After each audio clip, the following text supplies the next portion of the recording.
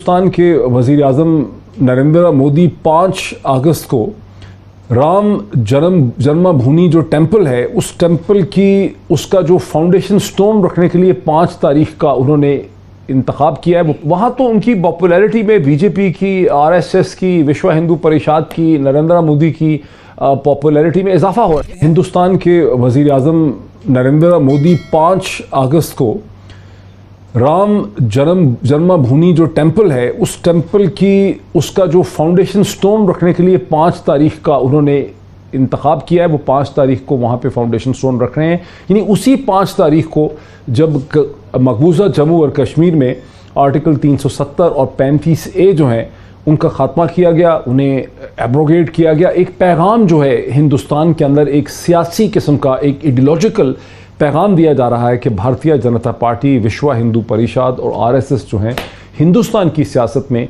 या south Asia की सियासत में कहाँ पर खड़े हैं।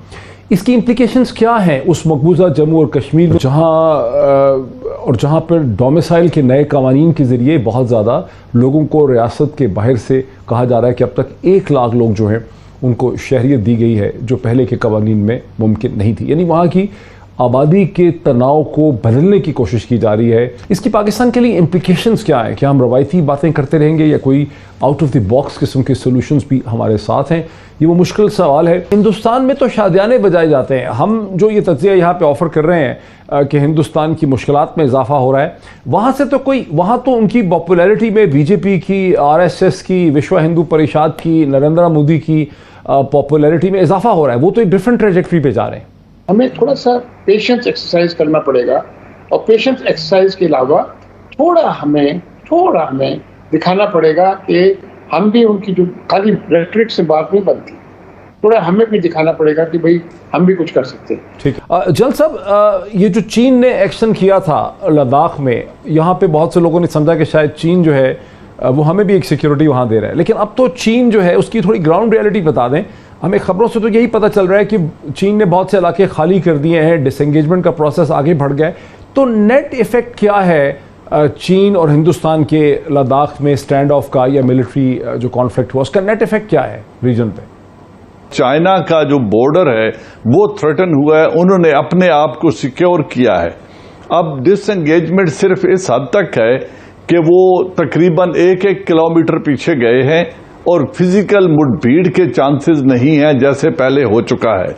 लेकिन प्रिंसिपल पोजीशन से न चाइना पीछे हटा है, न ही हिंदुस्तान ने अपने आप को उधर कोई नरमी दिखाई है, बल्कि वो उस एरिया को मजीद रीइंफोर्स करने जा रहा है।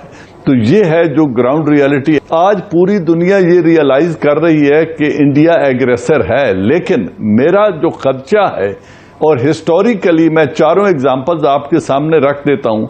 पाकिस्तान को डिप्लोमेसी ने कभी पे नहीं किया, डिप्लोमेटिक पलड़ा इंडिया का ही भारी रहा है।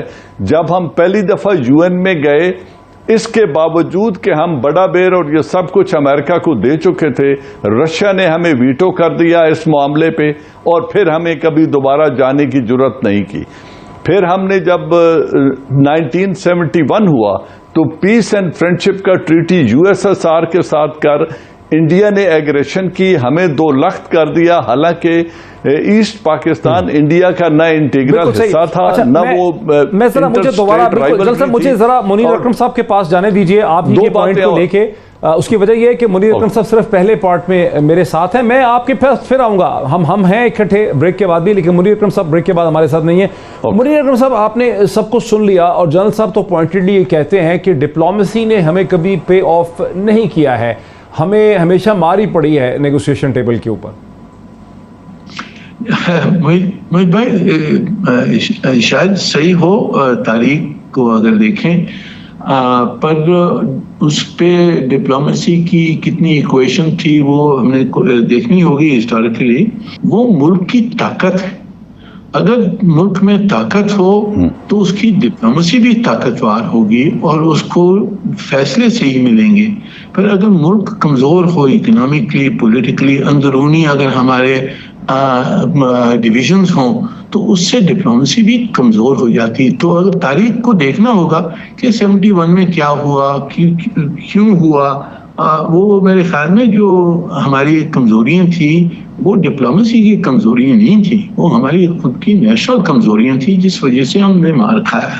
کیسے بھارت جو ہے وہ 5 اگست کو جب مقبوضہ کشمیر کے سٹیٹس کو بدلا گیا آرٹیکل 370 اور 35A کو ختم کر کے، اسی تاریخ کو اب رام مندر جو ہے اس کا فاؤنڈیشن سٹون رکھ رہا ہے ہندوستان کے وزیر اعظم جناب نریندر مودی۔ لیکن ممالک ابھی بھارت کے خلاف، ہندوستان کے خلاف پوزیشن لینے کو تیار نہیں ہے، جس پہ شمشاد احمد صاحب کا کہنا تھا کہ یہ مسئلہ ہمیشہ سے ہے۔ جلال صاحب کا یہ کہنا ہے کہ جلال ایوان کا کہنا ہے کہ پاکستان کی ڈپلومیسی ہمیشہ کمزور رہی ہے۔ اکرام سہگل صاحب بھی ایمبیسڈر منیر اکرم سے ایگری کرتے ہیں۔ یہاں تک کی تو ساری ڈسکشن ہے، اس کو لے کے اگر ہم تھوڑا سا آگے میں چل سکوں، جلال صاحب، جنرل اعجاز ایوان اور اکرام سہگل، آپ دونوں ملٹری پرسونل رہے ہیں، آپ ایک ملٹری اسٹریٹجی کی نظر سے صورتحال کو دیکھتے ہیں۔ میں نے کچھ پیس لکھنا تھا اگست 5 کی مناسبت سے، میں اس پہ ریسرچ کر رہا تھا، بہت سی کتابیں میں نے نکالی۔ مجھے سمجھ آئی کہ گرداسپور کا ڈسٹرکٹ، جس نے گرداسپور کی ڈسٹرکٹ کے بغیر ہندوستان نہ تو کشمیر کے ساتھ الحاق کر سکتا تھا، نہ اس کے وہاں پہ جنگ لڑ سکتا تھا، گرداسپور کا ڈسٹرکٹ ماؤنٹ بیٹن نے ریڈ کلف ایوارڈ کو اثر انداز ہو کے گرداسپور کا ڈسٹرکٹ جو ہے وہ ہندوستان کو دیا۔ سوال پیدا ہوتا ہے کہ کیوں دیا؟ جب ایمرجنس آف پاکستان کو لائن بائی لائن پڑھتے ہیں چودھری محمد علی کی کتاب کو، تو سمجھ آتی ہے کہ ماؤنٹ بیٹن کا ایک بہت بڑا مسئلہ یہ تھا کہ ہندوستان کو رکھنا ہے برٹش کامن ویلتھ میں، تو ایک طرح سے ہندوستان کو برٹش کامن ویلتھ میں رکھنے کے لیے، کانگریس کو منانے کے لیے کشمیر کی ڈیل جو ہے وہ ماؤنٹ بیٹن ہمیں وہاں پہ کرتا نظر آتا ہے۔ میرا آپ دونوں سے سوال ہے، جو بھی اس کو پہلے لینا چاہے، کہ اگر یہ گراؤنڈ ریالٹی ہے بھارت کے سائز کی اور بھارت کی امپورٹنس کی، تو کارگل کا ذکر کرتے ہیں، سہگل صاحب کے بیڈلی پلانڈ آپریشن تھا۔ مجھے یاد پڑتا ہے جو کچھ میں نے پڑھا ہے کہ کارگل کو انٹرنل پولیٹیکل سپورٹ بھی نہیں تھی، وزیر اعظم عمران نواز شریف جو ہے ان کی سپورٹ بھی نہیں تھی، وہ دوسری طرف دیکھ رہے تھے، کچھ اور ہی سوچ رہے تھے، اور اس کی جو لارجر انٹرنیشنل سپورٹ سسٹم ہے، یہ لارجر، اس پہ کیسے رد عمل ہوگا، کیسے ہم اس کو ڈکلیئر بھی کر سکتے ہیں کہ نہیں کر سکتے۔ ایئر فورس اس میں جو تھی اس کی بہت ضرورت تھی، لیکن ایئر فورس آن بورڈ ہی نہیں تھی، تو یہ سب چیزیں بھی اس میں ہوئی ہیں۔ میں پھر اسی پوائنٹ کی طرف آؤں گا کہ جب ہمارے مفاد کی بات ہوئی تو ہمیں وہ ڈپلومیٹک سپورٹ نہیں مل سکی جو دنیا کو ملتی، جو اس وقت تھی۔ ہم نے یو ایس ایس آر کو ڈس انٹیگریٹ کرنے میں کلیدی کردار ادا کیا، لیکن امریکہ اور ویسٹ ہمارے ساتھ کھڑا تھا۔ امریکہ کی ہم نے مدد کی تو امریکہ اور ویسٹ ہمارے ساتھ کھڑا تھا، اور ان کو یو این کا کور موجود تھا۔ ہم یہ سب کچھ آج بھی کر سکتے ہیں۔ میں نے پہلے یہیں سے بات کی ابتدا کی تھی کہ ہمیں جب تنہا چھوڑ دیا جاتا ہے، ہم سے بڑا بیر لے لیا گیا، لیکن رشیا کا ویٹو کسی نے نہیں رکوایا۔ 71 وار میں نے یہ بات نہیں کی تھی کہ ڈپلومیٹک فیلئر ہے صرف، وہ ملٹری فیلئر بھی تھا، پولیٹیکل فیلئر بھی تھا، ڈپلومیٹک فیلئر بھی تھا، لیکن اس میں ڈپلومیسی نے یا ویسٹرن کنٹریز نے ہماری مدد نہیں کی، حتیٰ کہ چین اور امریکہ بھی ہماری مدد کے لیے نہیں آیا، اور Hindustan U S S R کے ساتھ ایک معاہدہ کر کے ہمیں ڈس انٹیگریٹ کر کے چلا گیا۔ پھر ہم 1984 میں امریکہ کی جنگ افغانستان میں لڑ رہے تھے یو ایس ایس آر کے خلاف، انڈیا نے سیاچن آکوپائی کر لیا اور ہماری طرف دیکھا تک نہیں، اور اس میں ہمارے ساتھ کوئی معاونت نہیں کی۔ ill planned, ill executed Kargil, I agree with Akram sahab, لیکن ill timed، I would say ill timed، لیکن اس میں بل کلنٹن نے جو امداد انڈیا کو دی وہ اسٹریٹجک ایمبریس بن گیا ان دونوں کا پاکستان کے خلاف، لیکن پاکستان کی مدد کسی نے نہیں کی۔ تو جب یہ دنیا اپنے مفاد کے لیے ہمیں استعمال کرتی ہے تو وی ڈیلیور، لیکن جب ہمارے مفاد کی بات ہوتی ہے تو دے لک دیا۔